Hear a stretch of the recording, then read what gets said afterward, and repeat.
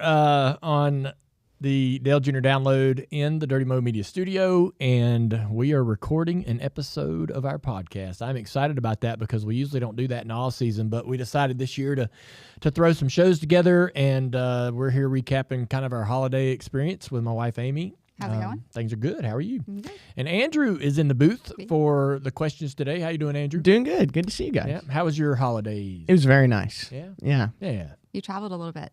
No, just home to Chicago. Yeah, well, that's traveling. Yeah, I guess that is. I guess, I did get on an airplane. Yeah. There you go. All right. All right, man. So did you get everything you wanted for the holiday season? Yes. Yeah. It was very good. Did you guys? Yes. Yeah, ours was great. Yeah. Yeah, it was super busy, but everybody was all smiles. Yes. So Good. yeah, so I'm excited about the show today, and we were anxious to come in and have some fun, and we've been talking almost 70 minutes just about catching up on our holiday experiences, and we talked to Ryan Blaney a little bit about where he's at. We went to his wedding several weeks ago, so to everybody listening or watching right now live, we got a great show for you coming out this week, and let's get started with the questions. Yes, this first one is coming from Troy, and remember, this is Ask Amy. So, well, I guess this is for both of you guys, but he wants to know, how do I get my wife to let me play more video games? So That's an answer that's a question for Amy. yeah, it's a question for Amy then. Dale plays while I'm sleeping. So there's Oh, all right. that. I don't know. You have to have an agreement about personal time. Like, it just depends what their life is like, you know. Yeah. He needs to pay attention to her needs, and if she wants to, like, be able to go work out or have a hobby of her own, there needs to just be balance in that. But I don't think that there's any issue. As much as I make fun of the video game thing, like, it keeps him off the street, so I'm not so mad about it. But he does it while I'm sleeping. Keeps you off the I streets. didn't know how close to the streets I was. I was precariously, dangerously. It keeps him out of the dangerously pub. close. It keeps him in the home. It keeps him, and even before we ever got married and had kids, I was like, at least he's not on the street. Yeah. Stay off the streets, kids. Play Right. video games. Play video instead. games. The only thing I would add is kind of to what Amy was saying is, and we talked about it on the show before, like it's not that you want to do an activity, whether it's video games or anything, as a hobby. It's when you choose to do it. Mm-hmm. Have some, kind of read the room kind of thing. Just communicate. Yeah. And, communicate too. So, like, I almost like drag my feet to tell her, like, man, I got a NCAA college game to knock out with my pilot. He's in the league with me, and me and him are supposed to play. And the sooner we get it done, we can move on, and everybody gets to move forward and advance to the next week. Yeah. Amy don't care about none of those details, Nope. but Sure don't. but I want to do it. I'd honestly rather not hear the details. Yeah, and so I just need to tell her, like, hey, I would like to knock this game out. When's a good time today? Is there anything going on? Because there's the kids need things and Yeah, he'll just say, do we have anything going on today? I've got a couple things I want to do in the computer room. I don't care what it is. Go in there and just stare at yourself. I don't care. Yeah. But when he communicates with me about what he wants to just be away and have some alone time, it doesn't matter. But that is important. Yeah. All right. This next question is coming from Jake Powers. I believe this was from Facebook. And Amy, they want to know, what was it like doing production/commercial shoots with Dale? I'm always very nervous doing anything like that. Really? It's easier when Dale's with me because he's a supersonic pro and knows what he's doing, and he makes me feel more comfortable. And he also can give me tips, or over the years it's gotten a little easier, and he knows what to expect with me too and what to tell me because he knows I'm going to get nervous. But I try to have fun with it and not get so in my head about the seriousness of it, because I know I don't know where it's going or who's going to see it, and that freaks me out. Dale doesn't mind that at all, and he's used to that. So he's been doing it his entire life. Yeah. It is fun. It's surreal. I try to have fun with it, but it definitely makes me nervous every single time. What's like the best advice he gives you then? Just to be myself and be comfortable, and he tries to make me laugh and give me jokes, and like just constantly just trying to keep it light, I will get in there and there's like pages and pages and pages. He's like, don't worry about it. We're going to do one. Don't try to memorize the whole thing. And so that makes it easier. But as first, just even reading the teleprompter was like, oh my God, I'm going to stutter through the whole thing. I'm going to get nervous and start stuttering, and it's going to be embarrassing, and I'm going to want to crawl under the table. Yeah, you just got to picture everyone naked. Yeah. No, that's not what you're supposed to do. I don't know. That might give you like the deer in the headlight look the whole time. I'm not sure if that works either, but yeah. I think when I started earlier in my career, I was the same way. You want to do it as well as you possibly can, and so you put a lot of pressure on yourself to go. You're going into an area where, say, if you're in front of a sponsor, they're in the room, they have the script, they wrote it, and they know what they're wanting to capture that day, and you're sitting down and hoping you can produce that, and so you're trying really hard to just nail it and be perfect. And then, so I was like that in the first half of my career, and then at some point you just get to where you're like, I'm just gonna be me, and if that's good enough, that's good enough, and I'll find my lane, right? And so it takes a while to get that kind of it's not a confidence. It's kind of like it's just with comfortability. It takes a while to get that comfortable, to where you're like, yeah, this isn't the end of the world. This isn't this isn't a make or break it kind of thing. I don't and they just really want who I am. They're not trying to ask me to be a spokesman, like this polished, perfect guy. And so to be as human as possible and normal as possible is the best end result, I think. Yeah. How often do you guys like rewrite a line just because it sounds more like you if you say it this way? All Like the time. Dale does it all the time. All the He's time. like, that's too hard for me to get all those words out together. So Sometimes they'll do this. Sometimes they'll put words in a succession where they're just twisters, right? They're tongue twisters. But then there's words, and I'll look at Amy and I'll look at her. Like, I would never in my life I'll go, say Amy, that out I loud, wouldn't so, say that. Have you ever heard me use that word? And she'll go, no. And I'll go, oh, we'll change it. We'll change the word. Usually They're fine with everybody's that, fine with it. Mm-hmm. This next question, let's see, it's coming from Peter, and I think you guys were talking about this before the show, which is perfect. But any studio additions? Any additions that you've brought in? And I think there's something behind you, right? Yeah. The trinkets. Dusty Rhodes Magnum TA right over my shoulder. I ordered these months ago and couldn't wait for them to come in to be able to put them in here. We have a ton of racing stuff in this room, but if you look around, you'll see like there's some Elvis album covers, Jimi Hendrix poster. There's some other stuff in this room that you don't really get to see the other cool stuff because we are we all have other interests outside of motorsports and our own careers, so it's kind of fun to drop in a couple of those. I was a really big I couldn't wait till wrestling on Saturday morning.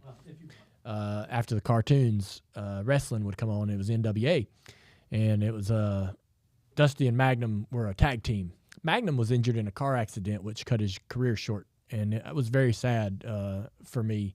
He's out still around signing autographs and so forth, so he's out there still kicking. But I hated that his career was shortened because I loved him and Dusty as a tag team, and but I continued to be a big Dusty Rhodes fan throughout his time as the American Dream. Now he had different iterations or versions of himself, but the original kind of American Dream was my favorite.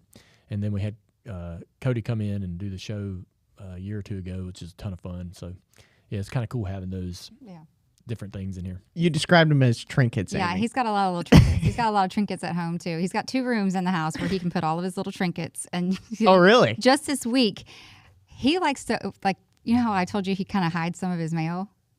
Sometimes it's candy, which whatever. And then sometimes it's just new trinkets or cases for his trinkets, and he's literally putting them together in the garage, and then walks past me as fast as he can. I'm like, "What do you got?" He's like, "A case," and he doesn't even turn around to look at me. He's like, "I'm like, what? Or what? What are you hiding?" And he's like, "It's a case for my new cars." I'm like, "Can I see?" Nope. He's all the way up the stairs into the library, rearranging, dusting, doing all this stuff. Yeah. So there's trinkets. I feel like everybody needs to see a picture of your new stuff now. My die casts. Yeah, but you've got new boxes. Yeah. I haven't even seen them. I know. My die cast collection is just slowly kind of growing. I actually got a new car today that's on the table right here in front of us. This red, it's kind of like a candy apple red. It looks so cool. That Lionel gave me that for Christmas, I guess. And so I'm taking that one home. And but I have a collection at home, and I do want to show it off, but I'm not going to do I'm not going to do a crummy cell phone. Hey, here's my stuff. I think it'd be cool if you guys came over and we took some good quality videos of it and made. He's got some towers, but made he's a also real, got some smaller cases. Yes, because I have 2 full towers, and there must be 40 or 50 cars in each tower. Yeah. And then to her point, I got a couple new cases because I wanted to add to my collection's grown outside the towers, and I'm looking for new towers. I put a social media I post bought those on. Towers for you for Christmas not too long ago. I know, but now they don't make those towers. Lionel made those. They did, but they discontinued them or just quit. Oh. I think Lionel's posted on their social media that they're bringing them back, or they're gonna get back into creating those towers. Diecast for me feels like it's having a bit of a resurgence. At least I'm more of an avid collector of diecast now than I've ever been, which is strange to me because you would think back when I was younger, as big as the souvenir world was in the 90s, yeah, I would have had a ton of those, but you probably played with them. Yeah. Well, I enjoy collecting specific cars, not just anything, but specific cars like these little one-offs and stuff like that. We get some of the samples. Those are fun to have because the sample's kind of a very special prototype. Yeah. So anywho. Yeah. Do the girls play with any of the diecast? Not my collection. No. Oh, God. Don't touch the collection. The girls, including me, aren't allowed in there with the diecasts. Sometimes though, I'll get a car that it's not something that they went in there the other day. Sorry to interrupt you. He was organizing in his new cases, and the girls are just wanting to sit there and watch him. There's a chair in there, and I don't know what they were doing because I didn't dare go in. But he's like, no, you don't play with Daddy's things. And I literally just chuckled from wherever I was. It's like, oh, Lord, these girls are going to get in trouble. They don't even know what they're doing. So I have a theater, or not, I have a library upstairs in the middle of the upstairs. And Amy's got some books in there, but it's full. It's got every episode of Circle Track magazine, every episode of Stock Car Racing magazine. I have them in binders, and I have. If there's a book about NASCAR, it's likely in this library from way back, and books about all the drivers from all history. If there's a documentary or not documentary, but biography or whatever, right? So. AJ Foyt and all the drivers, right? So I've got all these books, and there's some other stuff in there. There's like, there's